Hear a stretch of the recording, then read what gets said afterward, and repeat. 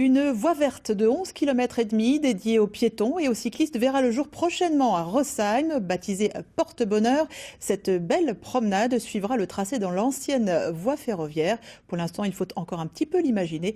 Karine Gélébar avec Odile Barthélémy.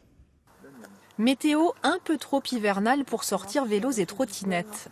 Alors, c'est à pied que notre guide du jour va nous aider à imaginer cette voie verte. 11 km et demi de pistes cyclables, jalonnées d'étapes remarquables, ici en lisière de Börsch, tout près du château de la Leonardshöhe. De cet emplacement, il y aura une œuvre remarquable qui sont aussi notre emblème sur notre voie verte et porte-bonheur. Donc les portes qui sont ici représentées, c'est des structures une structure assez monumentale qui va faire 5,50 m de haut sur 3,50 m de large en biais. Et pour avoir une ouverture sur le paysage que nous avons devant nous, notamment le mont Sainte-Odile et les châteaux de Trotte. De Rosheim à Saint-Nabor, 4 installations de ce type.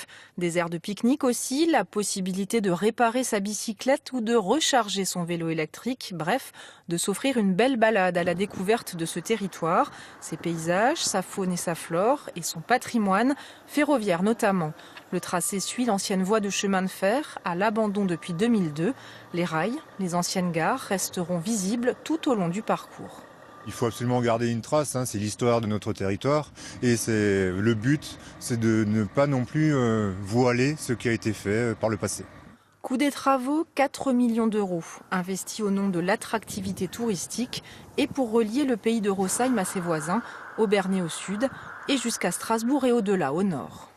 On était un territoire très pauvre en pistes cyclables. Le lien, il fallait le faire parce que sinon on aurait été un peu à l'abandon par rapport au développement de l'attrait touristique par rapport au vélo. Et nous voici arrivés à destination, les anciennes carrières de Saint-Nabor. Comme récompense au kilomètre parcouru, une vue dégagée depuis un belvédère à découvrir au premier jour de l'été.